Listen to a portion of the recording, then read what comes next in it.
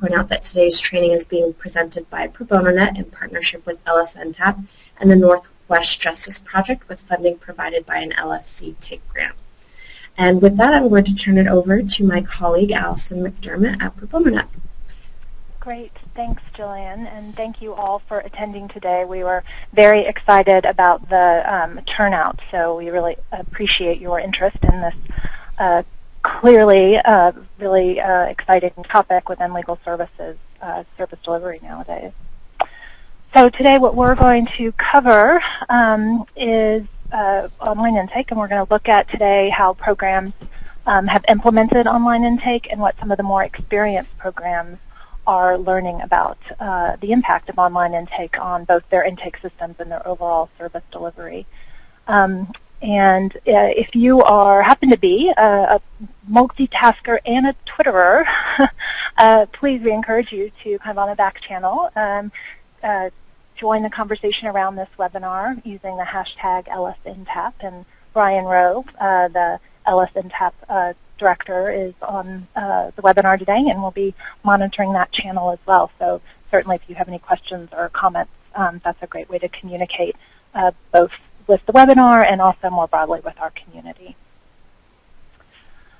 So before we get started today, I think it's important to kind of define our terms, and I'm going to, separating apples from oranges, so to speak.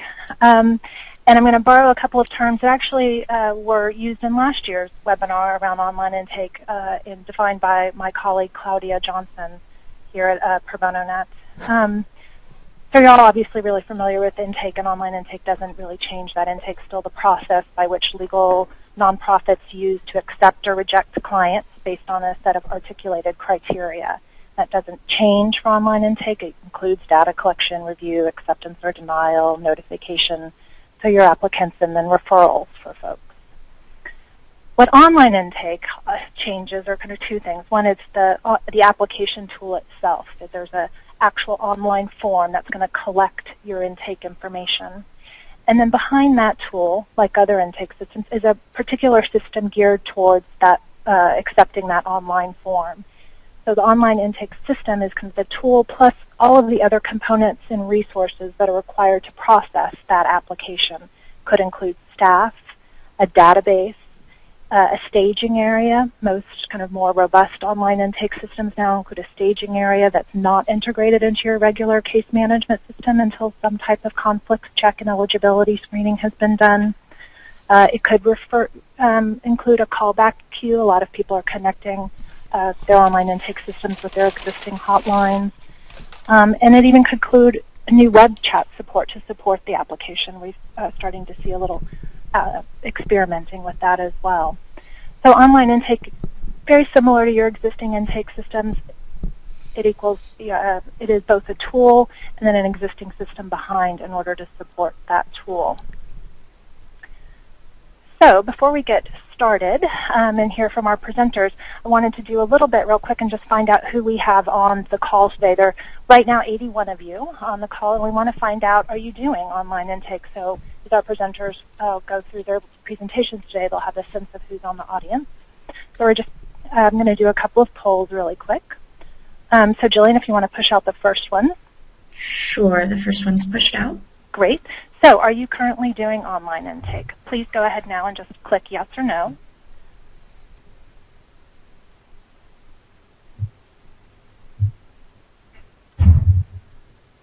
Great. We're about 80% of you voted. Almost up at 90%. A few more folks want to click yes or no whether your program's currently doing online intake.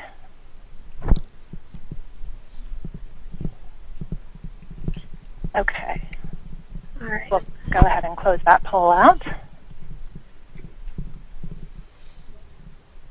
And there are the results. Share the results. Great. Thanks, Jillian. So the vast majority of you participating today are not currently doing online intake, which is great because we're going to talk a lot about both implementation, but more importantly for this one, what folks are actually learning about online intake. So I think the information will be really relevant and helpful for those of you who are considering or are obviously interested in the subject but not yet doing it. For those percentage of you who are doing online intake right now on the call, we're going to do another poll. And we want to just understand how long your program has been doing online intake. So we're going to open another one. And so for that 30% of you who are actually doing online intake, just let us know.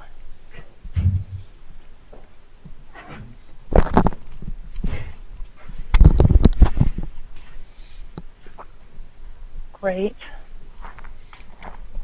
Almost to 30%.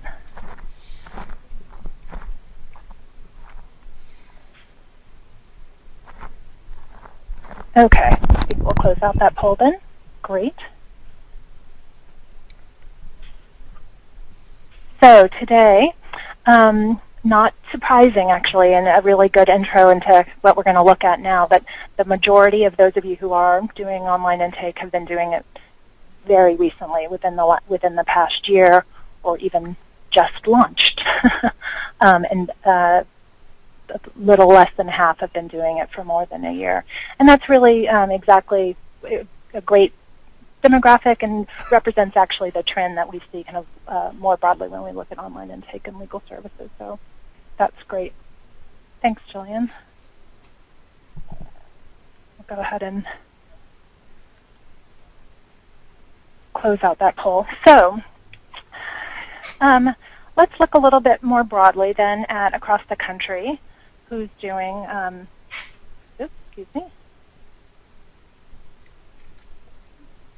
who's doing online intake. So just over 50% of the states right now have at least one legal aid program within their state doing online intake. Some of these states are statewide systems, like Washington State just launched, and we're going to look at them in a minute, a statewide online intake system, Montana as well. Some of them are just local programs within the state doing online intake. So the Wisconsin online intake program, Florida as well, are just one programs within. And this information, for those of you who are curious, is listed there. Was submitted actually by the community earlier this year and started last year, and is available through LSNTAP. And most of these launched within the past year, so very similar to what we just saw in your poll results. 12 states have had online intake for over a year. Some, like our presenters today, Ohio, which has had it in some form since 2004, Alabama since 2009. And then there are the newer models that have just launched as recently as this past spring. Colorado, Washington are two of those. And they're using a real broad combination of technology in order to provide online intake. When it first started, such as Ohio in 2004, there were mainly just HTML forms that collected some information and sent by email to the program, very similar to leaving a voicemail message. However, the trend now has been, over the last couple of years, to really integrate and create more robust online intake systems and integrate those into your case management systems. What those do is it sends the intake into a holding pen, as I mentioned, for conflicts and eligibility checks, and then moves that intake into the case management system as the case is qualified and accepted. Last year we looked at, as part of the LSNTAP training series, the online intake webinar, looked at how some states were doing this technically.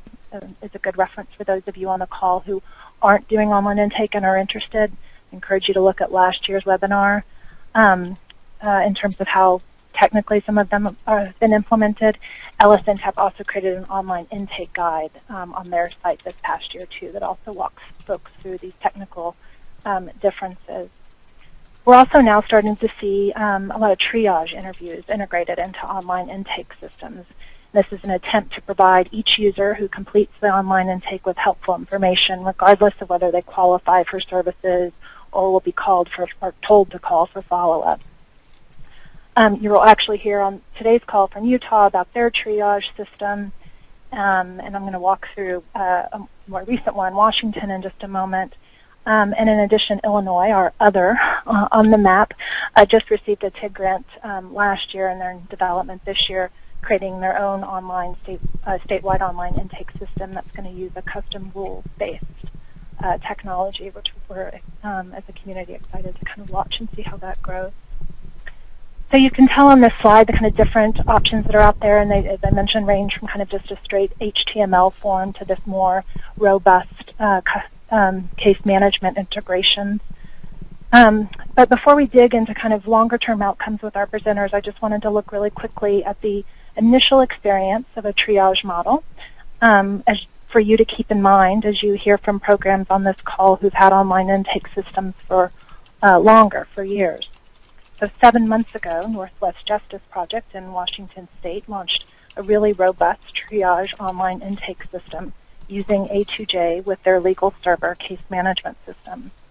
And even despite its recent launch, their model's already being replicated by other programs. So Northwest Justice Project, as I mentioned, just launched 7 months ago. And their triage system sends, they received an LSC TIG grant to integrate their A2J interview with their legal server case management system. Washington also had in existence a centralized intake statewide already via their CLEAR hotline system. Their system triages users, sends those to websites for cases they don't handle, rejects those who do not qualify financially or by type of case. They call back those users who have been denied from a high priority. Their cases are those users who had a denial of benefits case or an eviction case. Those are kind of their target populations. And then they give all users resources at the end of their interview regardless of the outcome. They don't screen on citizenship or adverse party questions as well. So in the 7 months that they've launched this triage interview, they've had a huge demand. 6,394 people have completed the online interview. And of those, as you can see, 704 were told to call back. 3,710 were told to call, 704 NJP called back as those high priority cases. 3,710 were told to call as they might qualify. And then 1,980 were told not to call if they did not qualify, and they were given other resources through that model. Of those cases that were brought into the NJP database, there were 1,049 of them who became actual cases and were helped. Of that 1,474 of them were ones that NJP called back as high priority cases, so 60% of their callbacks are actually eligible for NJP services. And then the other ones for those cases, 15% of the possible eligibility were 575 were ones that had been told to call. So of the 3,710 who were told to call they might qualify, they had a 15% return on that call in terms of active cases. So as I mentioned, it's only been up for 7 months, but they're already doing learning, some of which will echo some of the things we'll hear today. Their screening staff, they added a full-time screener in order to launch this, but all of their screeners have actually agreed since launch that the online intake, the screening interview after somebody has completed the online intake application actually just takes half the amount of time. So although they added another full-time staff, they're actually saving overall staff time. In addition, they've conducted a user survey already. About 600 people have completed that. And they learned several kind of really interesting things. 85% of the folks who responded agreed that A2J was really easy to use. 47% had family law problems, which of course isn't a surprise. And one of the things that they did discover through that interview is that people were initially confused about when NJP would call them, meaning those high priority cases, or when they should call NJP back. And so NJP created a video to go along with their online intake application. They've already had 1,750 views of that video in order to address this confusion and feel like that's the impact that's already being felt. And then also interestingly, in terms of initial feedback, again, remembering everybody who goes through this triage interview is actually given resources to use at the end of it. the initial feedback on that is that 41% of the folks found those resources useful and 44% did not yet, or have not used them, I guess. Not that they didn't find them useful, but haven't yet actually used them. And Sue, I know Inkerman from Northwest Justice Project is on the call today, and Sue, you can raise your hand if there was anything that you wanted me to add or you wanted to. I'm also here in, okay. in House at NJP. Oh, Brian? One of the things that has been very, very useful for us is that it's hard to hear you, Brian. We put together a video introducing our online intake, and it has been the most watched video on our statistics, but it basically runs through and gives a little bit of an introduction so that people understand what's going on, and we've gotten very positive feedback on that video. Somebody did request the link here, and I'll put the link to that video in the questions box. There's also a question here, which is, how do you know if a person used the resource and do they follow up? And we... Brian, I'm sorry, you're hard to hear. Is that better? Yes, much. Okay. So we are able to track when people leave the website with analytics. The last page is a series of links. Beyond that, that's the end of our statistics there. Okay, great. So, thank you, Brian, who is, as most of you probably know, but just to reiterate, LSNTAP is a project of Northwest Justice Project. So, thank you, Brian, for that. So keeping this learning in mind from a very, relatively brand new, 7-month-old, kind of robust triage project, I'm going to pivot now to our learned peers, our learned peers today. I feel really lucky to have and be able to introduce folks from 3 different programs across the country. Debra, Jennings, the managing attorney of Legal Aid Line at ABLE and Legal Aid of Western Ohio, who has been responsible for their online intake project for, I think, since it launched in 2009. She'll correct me. Craige Harrison, attorney for Utah Legal Services, who oversees their online intake application, which launched first in June 2011. And then 2 folks from Legal Services of Alabama, Robert Stroud, the call center director, who oversees the call center where all of their online intake applications are routed, and William Guyton, Jr., the information technology manager at Legal Services Alabama, who's responsible for the actual online intake application. So very excited to hear from each of you. And I'm going to go ahead and turn it over first to Debra from ABLE and Longbow. Hi, everyone. Can you hear me okay? Yes, great. Okay, great. Well, thank you very much for the opportunity this afternoon. Initially, what I want to do is just give you some program and service area context for the information that I'm going to present to you. So if you want to change slides. Legal Aid Line is the central intake and brief service unit for both Advocates for Basic Legal Equality and Legal Aid of Western Ohio. It's a project of ABLE partnership with LAWO, and we provide those intake, brief service, and referral services for both of those Welcome to Clear Online, as well a new way to apply for free several legal pro help bono partners in our service area. Next slide.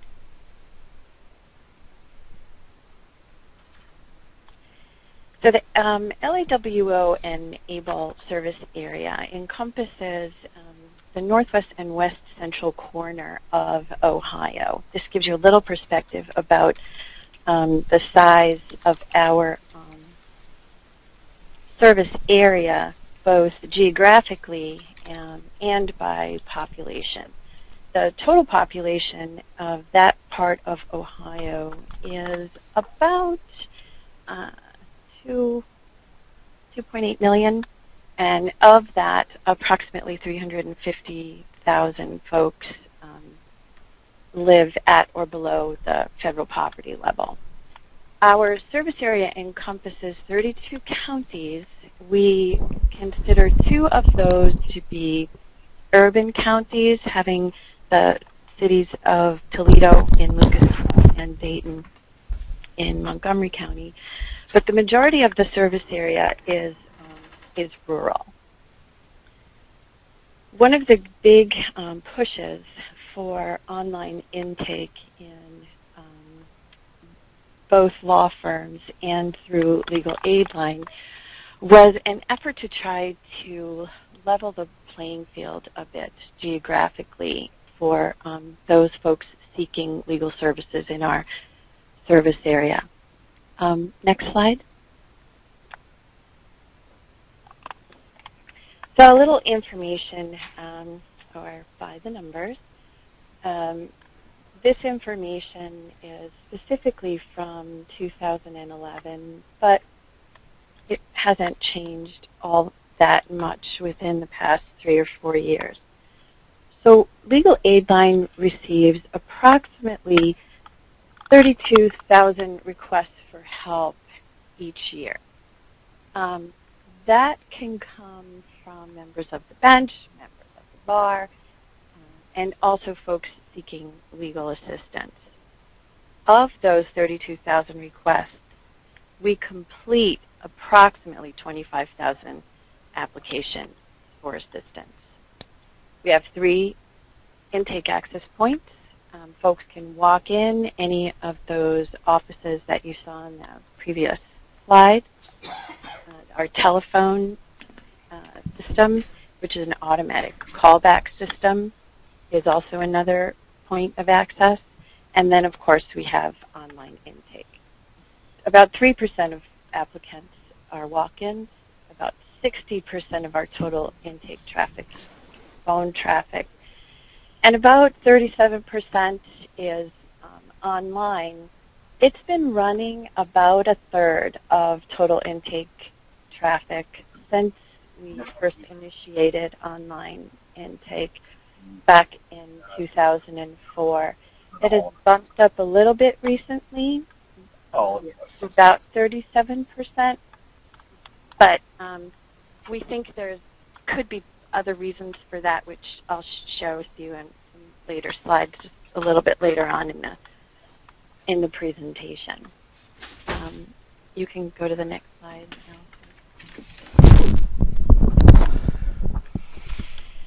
So just to give you a little further context with respect to how our intake model works, all folks applying for assistance, whether they walk in by phone or online, are going to speak to an intake specialist in our intake model. Our online interview is integrated with our case management system. So as the applicant proceeds through that A2J interview, they are inputting data, which is then going to populate fields in our case management system. But no matter what access point you choose, the applicant will speak to an intake specialist. That intake specialist is a non-lawyer.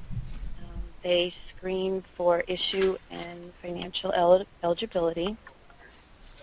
They complete a guided interview for the area, the self-identified area of substantive law that the individual is looking for help with. And then that application is going to be assigned to a legal aid line attorney for case handling decisions. Our original staffing model, and I emphasize the word original because a little bit later on I'll show you some modifications that have been made both by design and as a result of some staff reductions due to recent economic downturn. But our original staffing model is, as you see on the screen, we had 11 full-time intake specialists and an intake manager, and then the attorney staff. That was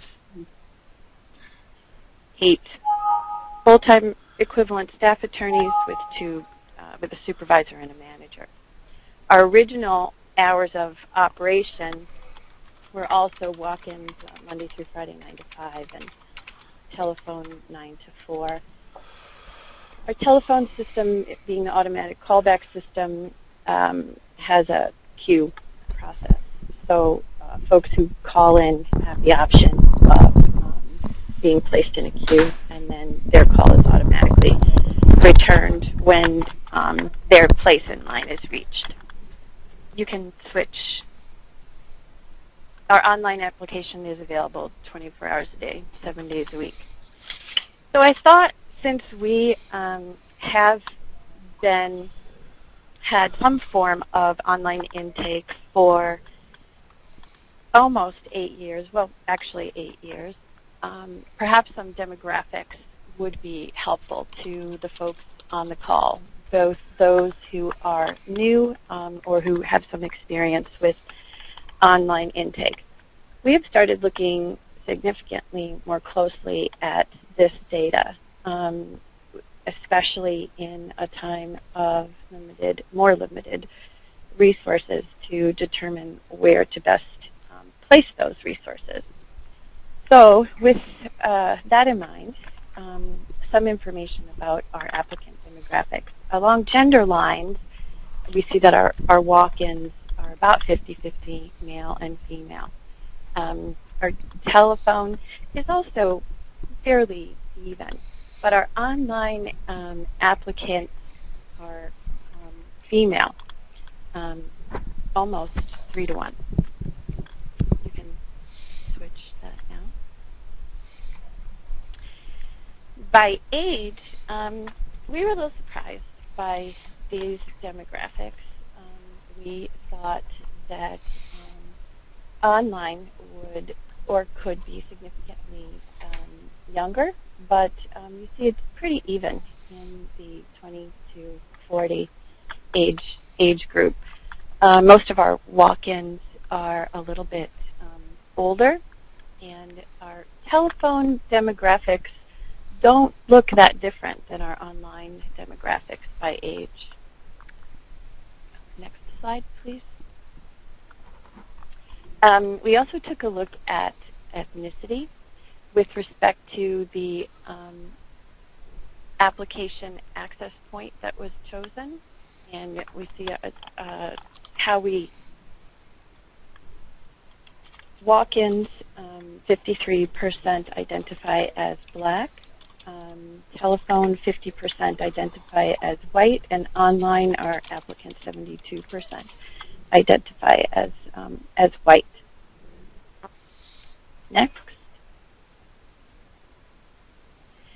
We also wanted to take a look at household income to see how that might affect an access point that was chosen or selected by our applicants. And we see that 60% of our walk-in population has household income under $10,000 a year.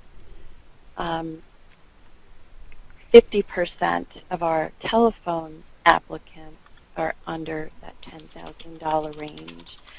Almost 80% under $20,000.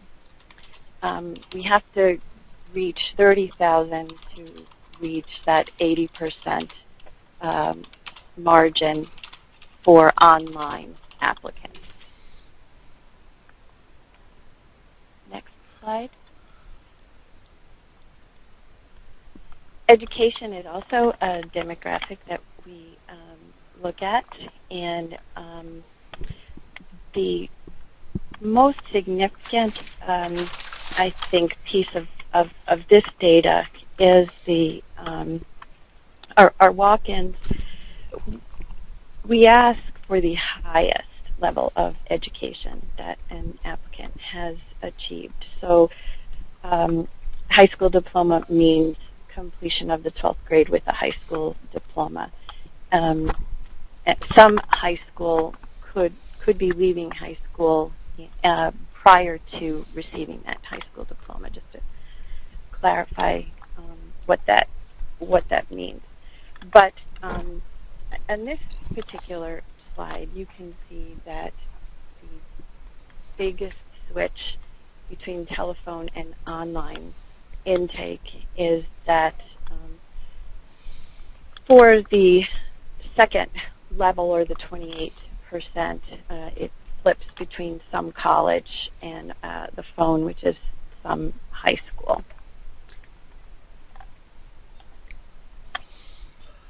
Next slide.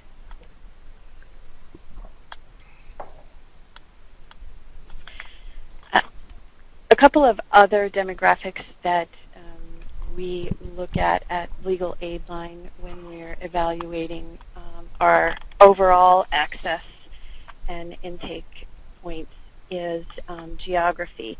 As I said early on, the goal of leveling the playing field for access to legal assistance for those folks living in our rural counties was a big push for online intake for us. And we're quite satisfied with the results. Our overall application county of origin runs about 58% to 42% urban-rural. Just the opposite is true of our online applications, where 59% of those originate from our rural counties and 41% originate from our urban counties. When we started online intake in 2004, even online applications were significantly higher. The percentage of online applications were significantly higher in our urban counties.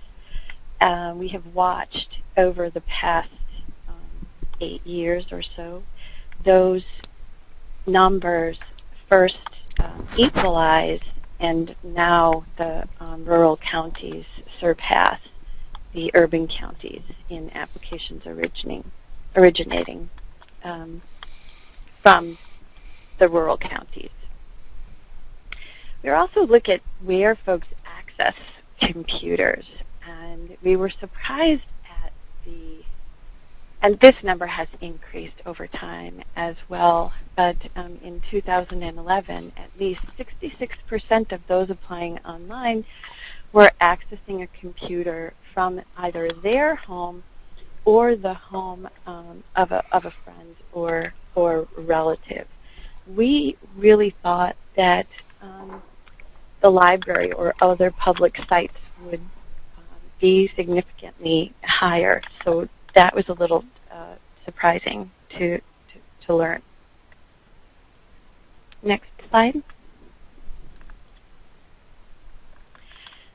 So a few of the efficiencies that we've realized from online intake, as well as the opportunities that it has given us, are listed on this slide. Like the Northwest Justice Project, we have seen considerable efficiencies in our intake process, as it has really shortened that process because it is integrated with our case management system by at least 10 to 15 minutes. Our intake specialists, and we monitored this very closely when we first launched, and we do it periodically now, to tell us and confirm that the information that is provided by our online applicants is consistently accurate. We did a lot of tweaking of our interview early on to add learn mores where that wasn't happening, or where we were not getting the information that was being requested. We made those modifications and always considered, and still do, our interview to be a constant work in progress, responding to and reacting to the feedback that we get from end users. But we're fortunate now that we're at a position where it is consistently accurate, so it does convert that collection function into a verification function. saving that about 10 to 15 minutes per interview. Our average time to call back applicants, because our intake model does contemplate that we do contact every applicant, is currently about 24 hours or one business day. It used to be 12 to 24 hours. In our current resource environment, we can't meet that 12 hours, so we've had to make an adjustment with that. But we do have a software program link, which is available to all applicants at the conclusion of their interview. When they hit the submit button, they receive information that is both county and their self-selected problem specific. And so it's kind of a here's what you can do while you're waiting from us piece. And we get a lot of positive feedback with respect to that. Our online intake traffic peak times are what we had hoped. I'm sorry to interrupt. You're just going in and out of being a little faint, so just wanted to let you know. Oh, okay, thanks. Sorry about that. Not at all. Our online intake traffic peak times are what we had hoped they would be, because one of our goals was to make access available to folks who could not access assistance during regular business hours.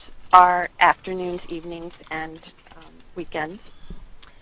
And what's next for us is now we're looking at how our client community is accessing the internet to see what the next evolution of our online intake process might need to be. We've had a few surprises, and you can switch the slide, Allison. Along the way, we used to get multiple applications from folks through all potential avenues, multiple phone calls, multiple web app submissions. We have been pleasantly surprised that A2J Online Intake has reduced that. And that's been very helpful to our resource allocation, as well as our ability to get back promptly with folks who are applying to get them the assistance they need.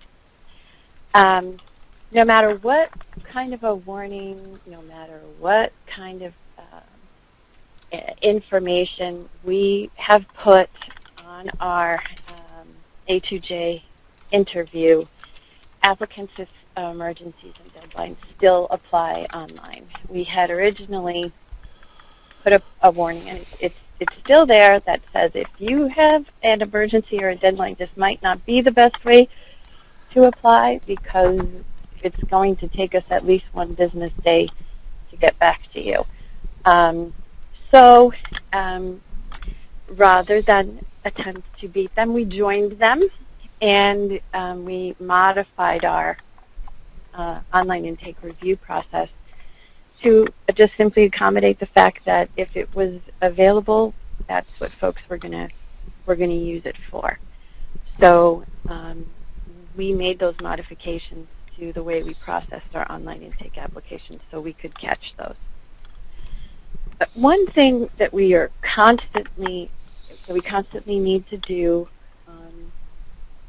and I'm sure this is true of all programs who do it, is to manage the online intake applicant expectations. You heard Northwest Justice Project had some issues with clients weren't sure, were they supposed to call or were they going to get called back. Ours has been some surprise that their initial contact is with a non-lawyer intake specialist as opposed to an attorney. So we have modified the greeting that our intake specialists use so that we can attempt to manage that expectation a little bit. Overall, a surprise to us, at least initially, was that our total number of online applications have decreased since we went from our initial HTML to the A2J intake interview. But we view it as our meaningful traffic has actually increased. What do I mean by that? There was a time when we could receive up to 10,000 online applications in a year, but we would expend a significant amount of resources trying to call those folks back, track those folks down. I'm going to go ahead. Now, with the A2J application, I think there's a greater investment on the part of the applicant. They spend a little bit more time completing the application, but they provide us with more information in order to be able to get back to them. They're able to identify the best time for us to call them, and because of the other efficiencies that the process has given us, we are able to respond to them much more quickly. So our meaningful traffic has increased, and it's also made our telephone application process more efficient, and it has reduced wait time there too. Next slide. I just wanted to give you a time check too, Debra. Yep. This will be quick. Just 3 years later, staffing by design, our HR impact is we've saved 0.5 to 1 FTEs in the process, and we've been able to shift those resources from online processing to telephone processing, which has increased that efficiency. And next slide. And then we've had some staff reductions. So this is the staff that we're working with now. And what we've done is alter our hours of operation. And we're still making the online application available 24/7, but we've reduced our telephone hours. And I'm done. Any questions? Lots. Great. Thank you so much, Debra. Yeah, there are a couple of questions, and then we'll hold some for the end. But Jessica Austin asked, and I know the focus of this was on evaluation, but she just wanted to know, again, what the technical setup and infrastructure was for your online intake application system now? We are using A2J, and we integrate it with our case management system, which is PICA. Okay. Is that? Yeah, and I know Jessica and others who are interested, I know Debra has presented on their system at previous national conferences from an infrastructure standpoint, and with those presentations I know are posted on the LSNTAP side as well in terms of digging into more of that. Great. And then Mike Monahan wanted to know, Debra, what are kind of the most common requests for service by case type? Still family law. We get a significant amount of requests for assistance with family law. And second in online is consumer, with housing being third, and housing and public benefits really pretty equal after those two. Okay. Great. Thanks. There are a few more, and I'm going to hold those for the end in order to make sure that we have time for all of the presenters today. So thank you very much, Debra. I appreciate that. So next I'm going to ask Craige Harrison from Utah Legal Services to talk about their online intake application system that's been up since June 2011. All right. Thank you, everyone. Can you hear me okay? Yes. Great. Okay. So let me give you a little bit of a background of Utah Legal Services and kind of where we came from when we were setting up our online application. So if you go to the next slide, it gives you some demographics about Utah Legal Services itself. We're a statewide organization, and we have been statewide since 1976. We have fewer than 50 employees, but about 50 employees.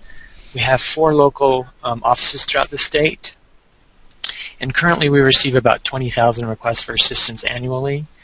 Our intake staff, we have 4.3 full-time equivalent intake workers, 3.3 of which are bilingual in Spanish. And our main focus is on trying to provide an equal level of service statewide, and that's one of the reasons we wanted to do an online application. Previous to our online application, we essentially do telephone intake only, where we have a centralized intake unit and all of our initial intakes were done by the phone. We did make exceptions, of course, for those people who couldn't do the phone, so we had occasionally done walk-ins. But we wanted to accomplish 2 things with our online intake. The first one was to really focus our energies, since we have so few intake workers. We wanted to focus our energies on the eligible population. Previous to our online application, less than half of those calling for our service qualified either within priority for case service type priority or for eligibility reasons. So we wanted to really spend our time screening eligible clients so that we could help more eligible clients. And we also wanted to provide easier access to special populations, such as the rural population, the population of hard of hearing or deaf, DV victims, and others who had a hard time using the phone, but who could apply online. So as we were designing our system, we wanted to keep that in mind, and we also wanted to make sure that the process was essentially similar to the current process that we had for the telephone intake. And we also knew up front that we were not going to be able to add staff, so we wanted to make sure that we didn't get inundated with online applications and not be able to handle them. So we set up our system with those kind of criteria in mind. So if you go to the next slide, I'll talk a little bit about how we set up the system. We also, like Ohio, have an A to J guided interview that's integrated with our case management system. We're currently using KEMPS 2000 for that. Because of our need to not include hire new employees and all that kind of stuff, we decided that we would use a triage system. So we, in our interview, we look for whether they're residents of Utah and or whether their problem is in Utah. If it's not, the online application says we can't help you, gives them referrals. We also look for problem type, main problem types. Obviously, you can't screen for all types of problems, but problems such as criminal cases, obviously we're not going to do those. So we screen for those, and if they pick a problem type that is just not something we're going to do, we screen those out as well. And then finally, we also screen for LSC eligibility, income, assets, household, that type of thing. And if they're over our income and asset guidelines, it also screens them out and says you don't qualify for our services. If they do actually pass all of that screening and get through the system, then their application is submitted, and we have a holding table like many others so that we can check for conflicts and that type of thing in our database. All of those applications are reviewed in person by one of our intake workers. We get the client on the phone, and then we import it to the appropriate table. For those of you who are familiar with KEMPS, you'll know that there's 2 tables, an eligibility table and a full intake table. So again, we wanted to collect the same type of information that we would had they called, and so we separate those based on whether or not we take the case and import it directly into that. We do put the onus on the applicant to follow up on every case. We do not call anyone back. We require them to call us. We put in several screens in our A to J interview that says, you need to call us. We've given them 3 ways to get a hold of us. We have a priority telephone line queue that has a priority number, so they can call that number. They get put first in line in our telephone queue. They can set up a callback appointment where we'll call them back, although we do restrict that to only 4 a day. And then they can also, we set up an online chat system where they can chat with us online. So let's go to the next slide. Just We don't have any way of tracking, unfortunately, the number of applicants that get rejected by our screening system, but we can look at the number of unique page views on that actual interview. Last month we had 433 unique page views for the interview itself. So people who at least started the interview, there were 433 of them.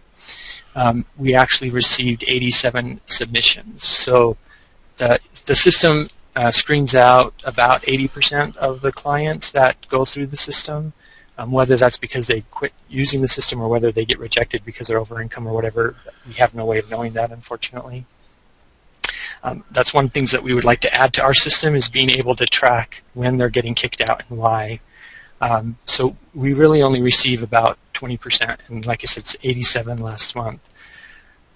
Some of the interesting things that we've noticed also with our triage is of our online applications, so of those 87, 64% of them would become full cases, so that they would be eligible to be made into a full case, go to an advocate, versus the 47% from our telephone calls. So only 47% of our cases go to full cases on our telephone intake system.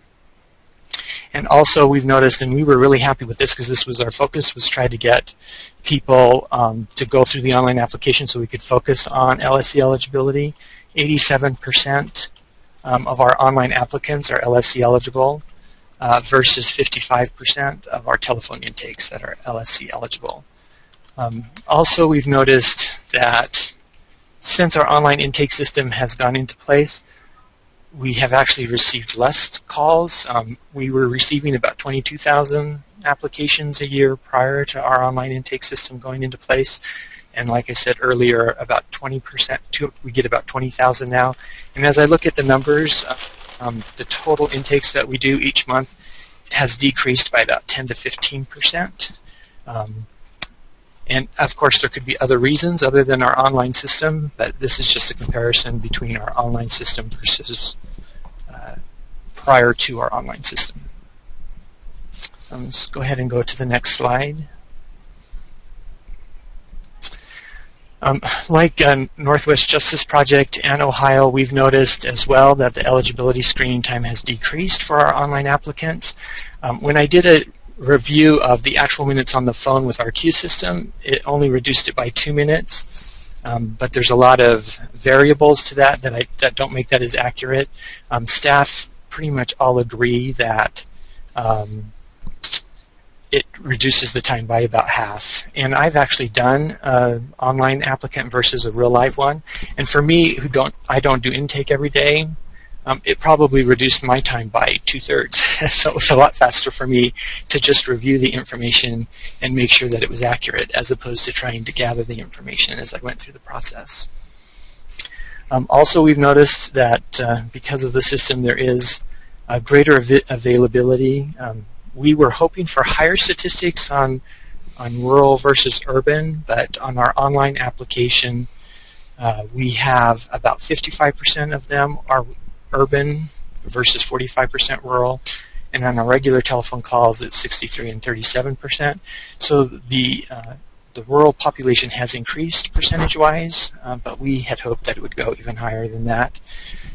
We've had a lot of people use our online system who are hard of hearing and can't get through our telephone system, and it's a lot faster for us to do the online application with them, even with the online chat, than it is to meet with them in person, or even to do it through the telephone through a translator, which is also an option. So we have had a lot more people use the online application for that. We've had a lot of DV victims who said that they were unable to use the phone because they had small children that they were taking care of, or other reasons that the only way that they could contact us is through the online system, so they were grateful for that. And then we've even had people call us who were visiting their parents out of the country, had a legal problem, needed to get in contact with us, and they were able to use the online system as well. So we think we've met our goal in getting greater availability to our services through the online system. And the next slide. As I mentioned, we do put the onus on the applicant to call us. We don't call them back unless they actually sign up for a callback appointment. About 15% we've noticed of them do not follow through, so we'll have applications that we hold and we never hear from them. We did institute a reminder, so we made an email address required for our online system, and we send out automated emails after we receive the application that it's their responsibility to call us. We send out 2 of those, and then we also actually call them and leave a message saying that they need to call us occasionally. And that reduces the non-follow-up to about 5%, so most of our online applicants were able to contact and go through the system. Our callback appointments, when we call them back at the scheduled time, about 30% of them don't answer, which is higher than our normal callback. We don't actually have a callback system, really. Most of ours are, we just do the telephone queue, so they hold until we are able to answer the phone. But before we had the telephone queue system, we had a callback system, and that availability was about half. We would only get about half of them. So it's a little bit higher than what it was before, but still we get about 1/3 of them that don't.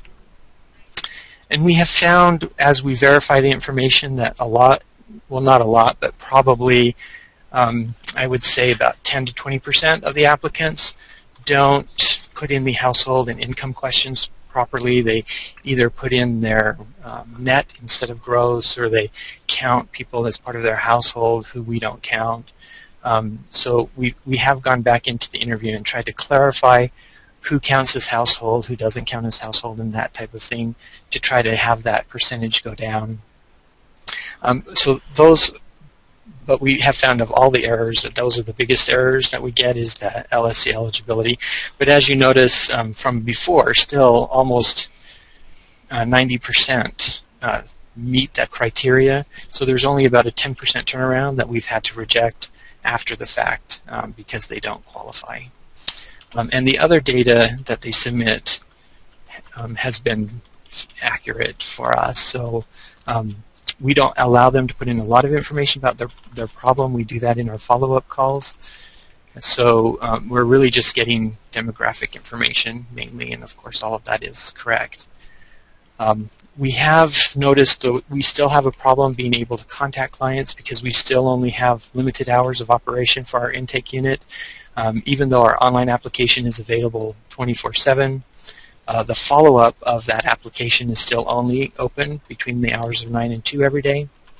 And so it still causes some problems with accessibility and people not being able to contact us during those hours to do the follow-up.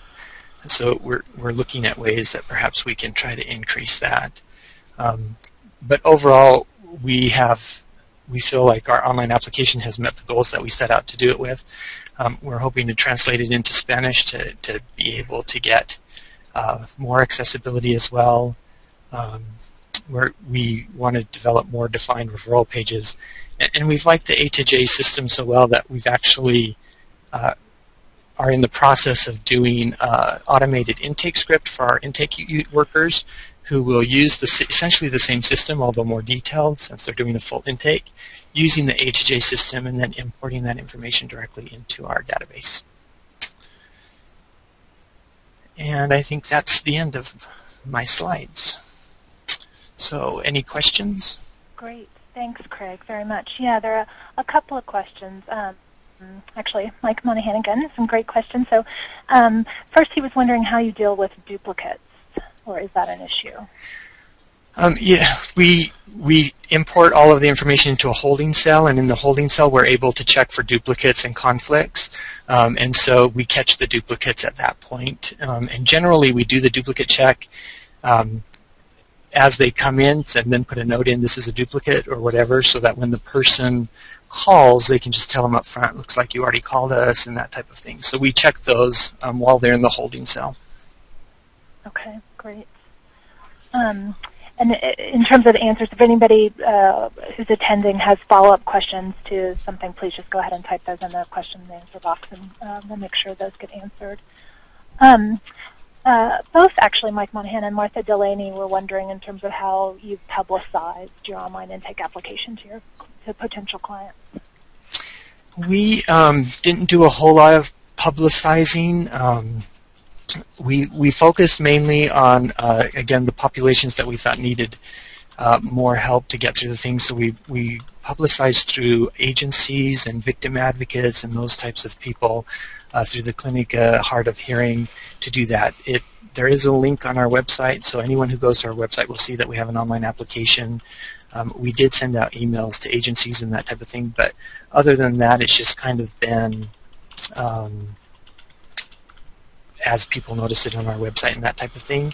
And the number of online applications that we've gotten has gradually risen, although we're really only at about 5% still. 5 to 6% of our applicants are online applicants.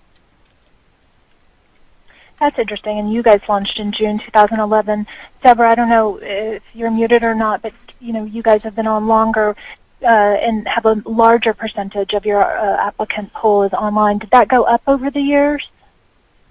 It did. Well, initially it went up. Yeah, there you are. Great. Am I there now? Oh, yeah. Yes, it did. Initially, it went up, but now we have seen with the efficiencies added with the A2J process, our total numbers have gone down, but our meaningful numbers have gone up. In other words, we're able to reach those folks and complete those applications that you really want to reach. Okay, yeah. That's great. Great. And then, Craige, one last question, and then we're going to turn to the folks in Alabama.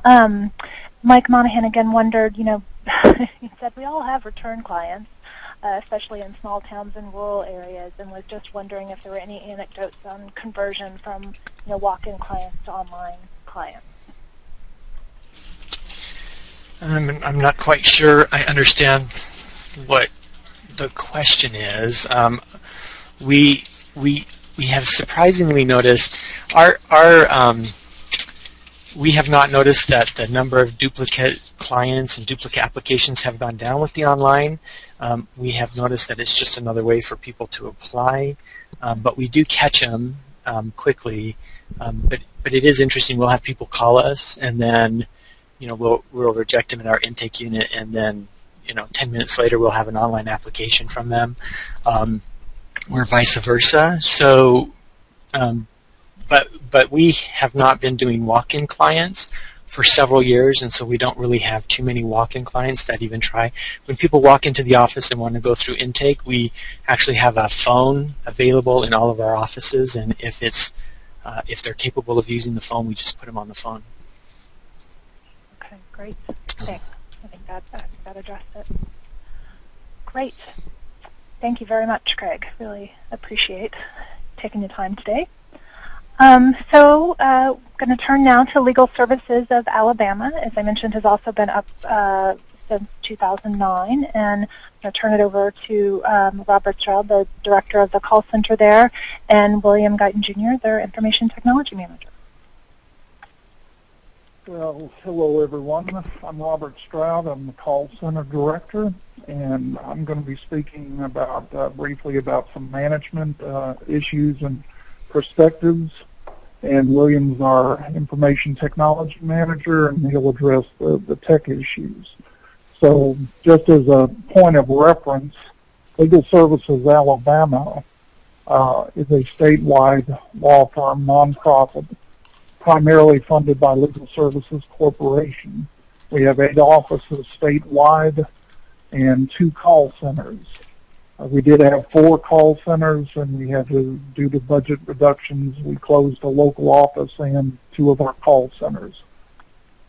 The hotline began actually 4 weeks after Hurricane Katrina visited the Gulf.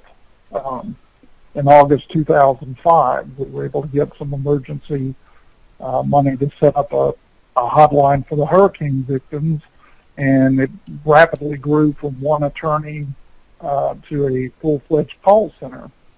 And technology played a great part in that. Due to budget cuts in 2007 and 2008, we were forced to make substantial changes in the call center operation. Well, we did begin an online intake application program in October, actually October 1st, 2009. And the call center attorneys, both in the online component and the telephone or hotline component, provide legal counsel and advice, referrals to other agencies, limited brief services, and we actually do the intakes and referrals to our local offices for extended representation. And I'll let William address the tech issues in a minute, but we do have a form that you can now see on the screen that's completed. We have software that imports the data into our case management system, a paralegal who is dedicated solely to online intakes, reviews the applications, makes a follow-up call to the client, verifies the financial data and all the other information, and he will prepare the case file for submission to the online intake attorney. And that's how the process generally works there. We have one full-time attorney and one paralegal that's currently dedicated to the online intake. And if we could go to the next slide, please. Some operational issues from a management standpoint. It's very important in our perspective to have some written policies to make sure that we're in compliance not only with Legal Service Corporation rules and regulations, but to ensure that our goals are met. And we have three primary goals in the call center. And the number one priority is the welfare of our clients. We want to provide excellence in service. We have to also have accountability for the use of our resources and make sure we're in compliance with all the regulations. And due to budget cuts and just from a general management perspective, we want to be as efficient as possible. And if you have good written policies, everyone knows what's expected of them in the call center. These are some of our fantastic screeners and managing attorney that you see, and they do a terrific job, but at least having written policies as a guide keeps us all heading in the right direction. As I mentioned, the primary service of online intake is legal counsel and advice. If we could go to the next slide. And we give legal counsel and advice. The application is received. The paralegal confirms the data. The applicant is contacted. Once the intake is completed by a follow-up interview by the paralegal, then the file's prepared and sent to the staff attorney. Now, we look at ourselves as kind of, if you use the medical triage model that was discussed earlier, we're the emergency room of the hospital. Our local offices are the long-term care. So we try not to hold a case open longer than 3 days.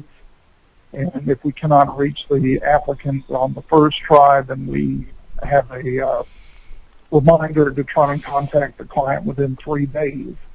If we cannot reach the client, then I'm consulted, and if we have enough information, we go ahead and do a counsel and advice letter and send it out. If we don't have enough information, and sometimes we don't, then we have to reject the case. We try not to reject too many cases because, number one, we want to serve our clients, and we don't want to waste the resources that we've already put into the case. If we can go to the next slide, please.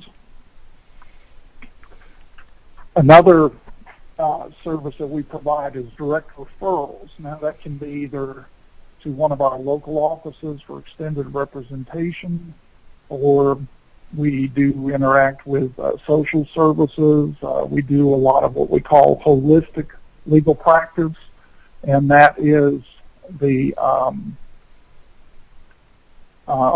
trying to get our clients referred out to social services if we can't resolve their legal issue.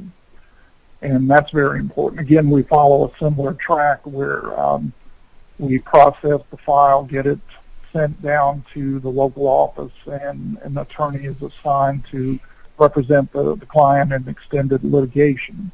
And so we follow a similar track. And if we cannot get back in touch with the client, again, if we have enough information, our online intake attorney will generate a legal counsel and advice letter and try and render some assistance in that manner. If we go to the next slide, please.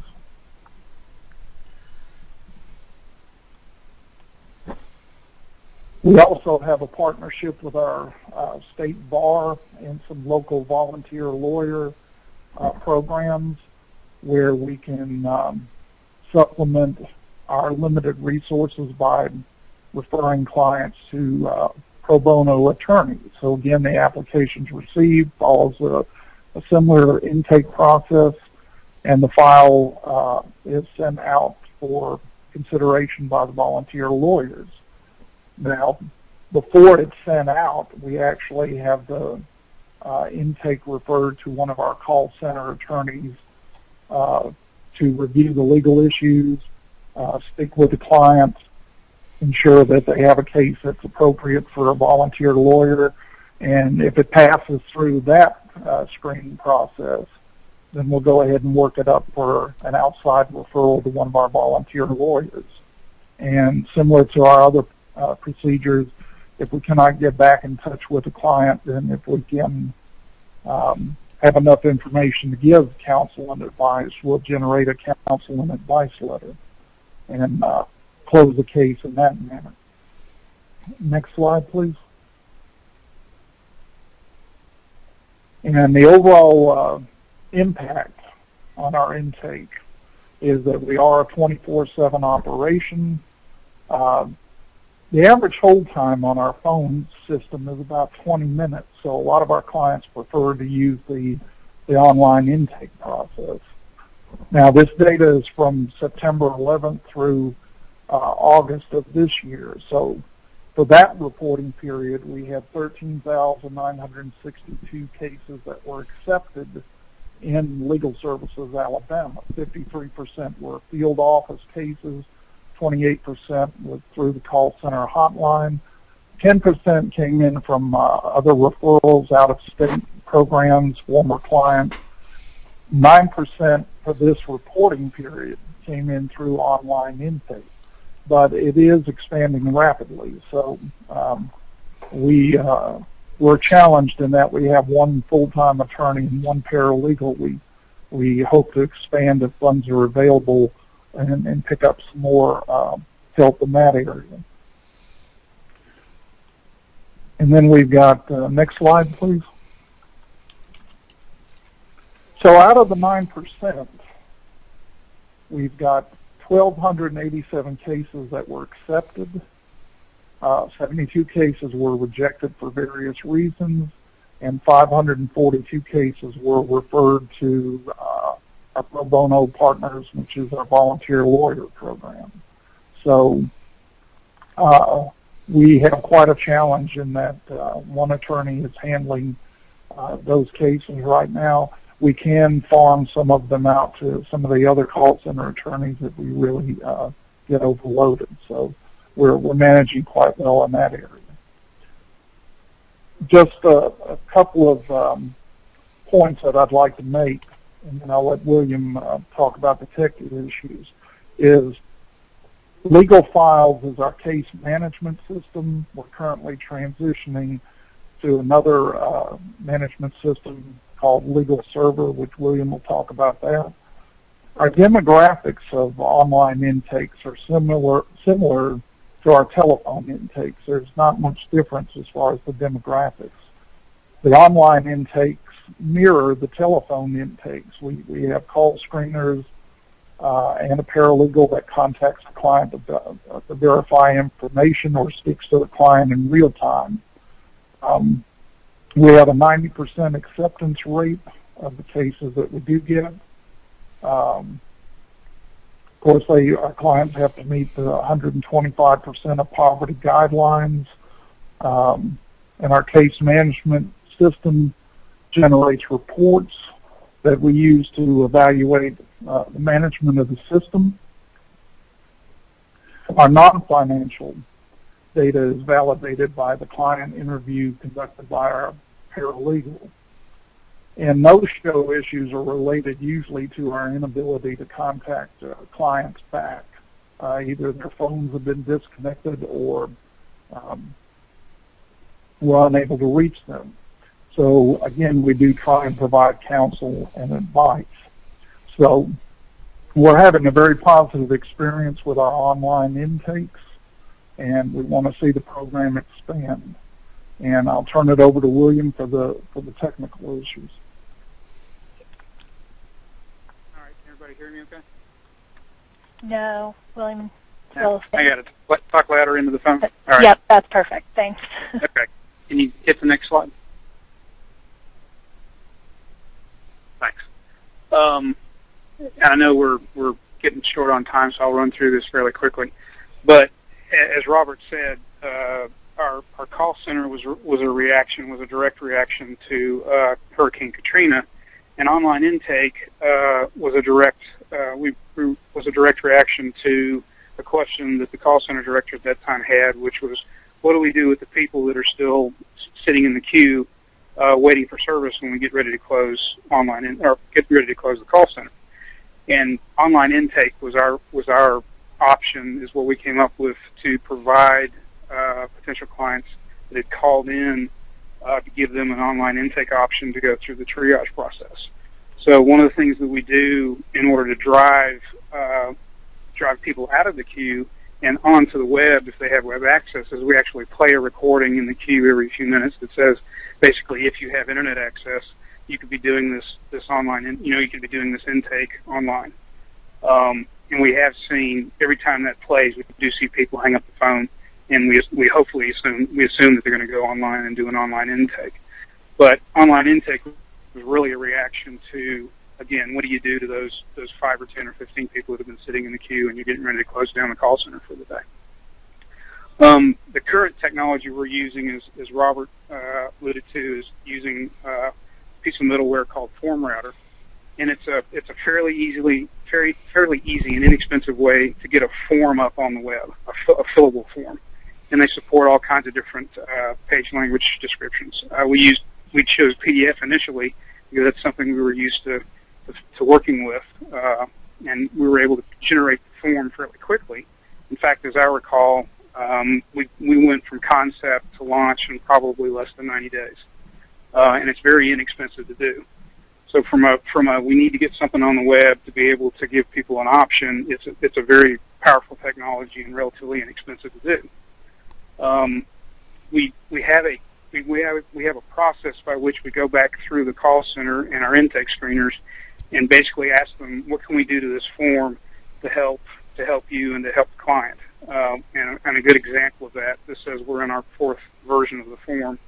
One of those takeaways is you can't really put a static form up and expect it to perform particularly well if you don't get feedback from both the client and the online intake staff. So one of the things we added to the form, which makes sense in hindsight, was to ask the client, for what time can we call you back? Rather than a generic question, can we call you back, yes or no, you actually ask them, is there a specific time of day or day of the week that we can call you back? And just by adding that one line on the intake form, you increase your odds of a client or a potential client actually being available. So that's a practical example of some of the versions, some of the modifications we did over time. One of the downsides, as most of you may know, is the PDF form that we're using. If the client's PDF environment that they're running is old or not particularly stable, then we've had clients that basically say, I can't fill out the form. And that's the major downside to going the PDF route. Although it's easy to manipulate and relatively inexpensive to put up, the form itself is tremendously dependent on the PDF environment that's sitting on the client's computer. That fact alone is really driving us to moving toward a pure HTML form versus a PDF form. The two major factors to go into HTML One is it's significantly more compatible than a PDF form because of the PDF environment. And the other major impact that we've seen, or the other major demand that we've seen via the analytics, is there's been a tremendous increase in the use of smartphones accessing the website. And you really need an HTML-based form that can format to a tablet-sized device or a smartphone-sized device. And that's currently what we're working on now. As a matter of fact, I just ran the analytics for online intake, and a full 12% of all the browsers that hit our online intake are Android-based. That number was in the single digits not a year ago, and now it's 12%. So we're seeing a huge push into mobile in terms of smartphones and our clients, and in a lot of cases, that's the only internet access our clients have. Any questions? Great, thanks, William. Yeah, John Mayer wanted to know what technology we're using for that new HTML form. We are, as Robert alluded to, we are currently in the process of migrating from Legal Files to Legal Server, and Legal Server is beta testing right now their online. So we're really impressed and really excited about some of the branch logic technology we're going to be able to implement on the HTML form. And obviously, because it's a module of the case management system, it's already going to have integration into case management. But some of the branch logic technology that we're looking at, whereby if a client identifies that they want a divorce, the form starts asking divorce-specific questions instead of just generic intake questions. So we're really excited about some of the technology that we're getting ready to implement with our migration to Legal Server. Great. And then Joyce wanted to know, what about those who use Macs? Are there any technical issues to be aware of for Mac? We haven't seen any. In fact, the HTML form is so generic. It has a little bit of JavaScript in it for formatting that I don't think that's going to be an issue. If I look real quick,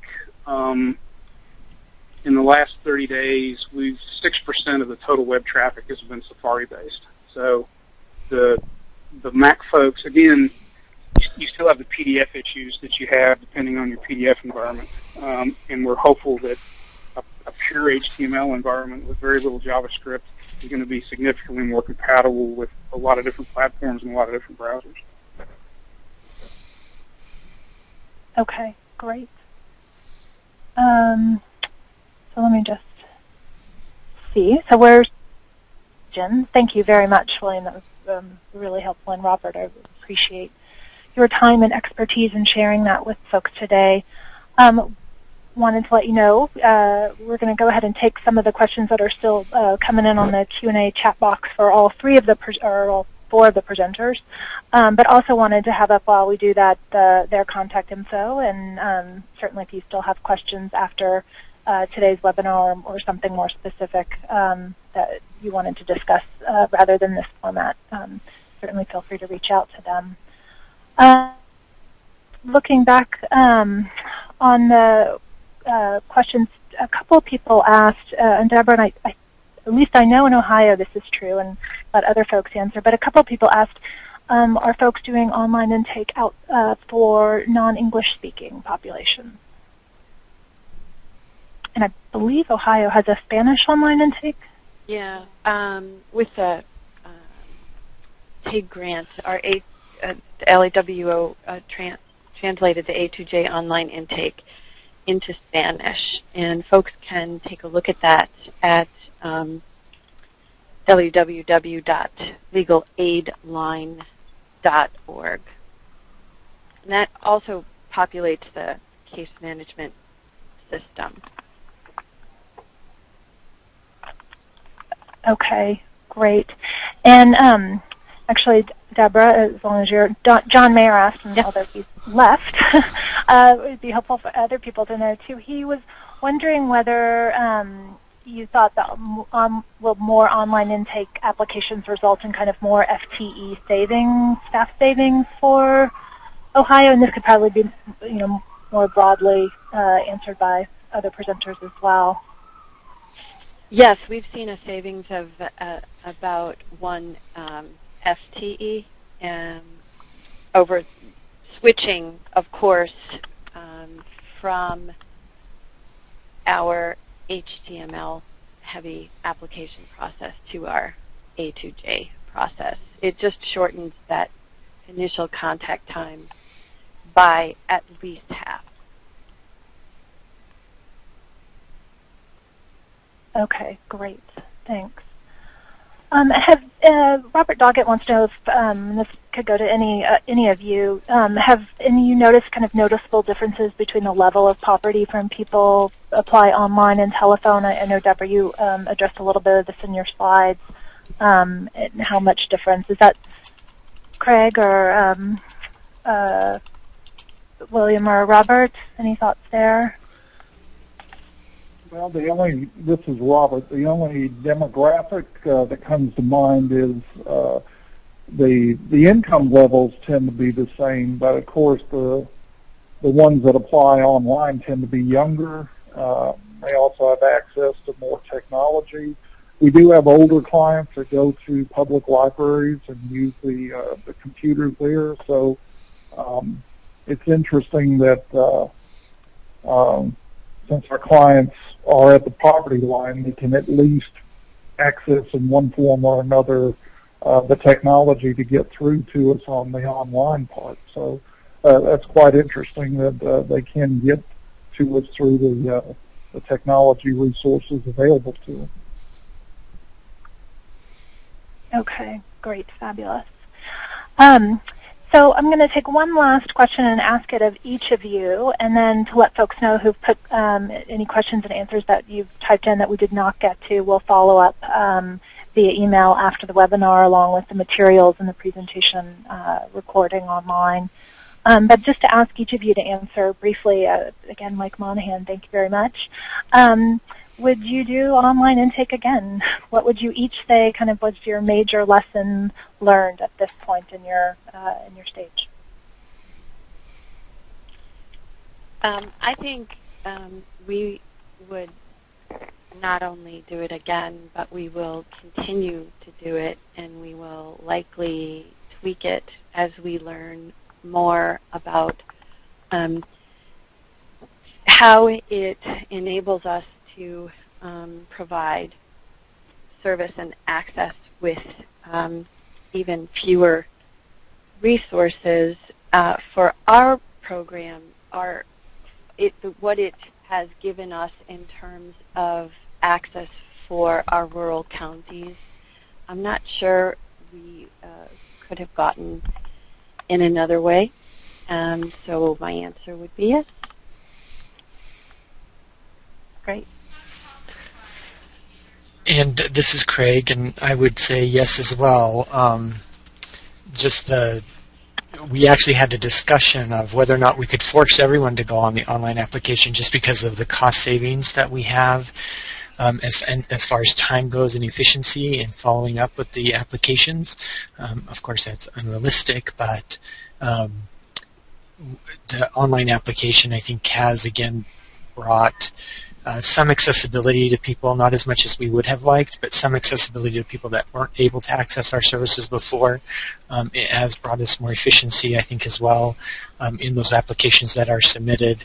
And in fact, as I mentioned, we like the system so much that we're actually in the process of developing a similar system for our intake workers to use for full intakes, even when they're on the telephone. This is Robert. We see quite an increased number of domestic violence victims applying online, and certainly for a number of reasons they feel like they can do that better than going through telephone intake. So that alone is a very compelling reason to push our online system and improve it. I think we reach a lot of cases that wouldn't be able to access us through our traditional hotline. So it's very important to us. Yeah, I'd have to agree with everybody that I would absolutely do it again. online intake just lowers the bar significantly for a lot of our clients. Since we launched in 2009, there hasn't been a single day in 3 years that we haven't taken an application online. So it's available 24/7, obviously, and there's not a single day in the last 3 years that we haven't had an application submitted. And those were, obviously those would be applications that we may miss. That may be a client that can't get to an office or doesn't have a phone or whatever the situation might be. That's great. Thank you, all of you, again, very much for sharing your time and expertise today about programs. I appreciate that, and appreciate all of you who have attended today and your time. As we mentioned, the materials and the recording will be available through the LSNTAP website shortly, so watch your email inboxes for a notification on that. And in the meantime, register for the next LSNTAP webinar on October 3rd. LSNTAP is hosting a webinar training looking at mobile phones, which, thinking about what William's presentation at the end, obviously has relevance for this topic as well. Brian, is there anything you wanted to add around LSNTAP? Yes, definitely. And let me try to move over here to presenter. So we are going to do an informal roundtable in November over the topic that we've just covered here today. This is more of a Q&A, having people bring their experiences and discuss things with each other. There will not be a formal presentation. The registration just went up today. That will be Tuesday, November 13th, same time as today's webinar was. Next week, we've got a small focus group. It's open to any member of the public, but if you can think of any ways in which the LSNTAP website could be made better, and we know there's definitely areas for improvement, we want to know before we do our next round of coding and upgrades. The YouTube channel for NTAP will have all the videos posted. Under the 2011 webinars, there's last year's online intake webinar, which Pro Bono Net put on and is a great resource, and we'll have this year's posted under the 2012 sometime, hopefully within the next week or so. I wanted to thank everybody for coming out and also let people know that this has been our largest webinar yet, as we were just over 100 people on the call at one point, and we're sustainably up around 80 to 90. So thank you all for coming out, and really appreciate the contributions from our panelists and speakers today. Great. Well, thanks very much, and hope to talk to all of you soon. Take care. The organizer has ended the session, and this call will be disconnected. Goodbye.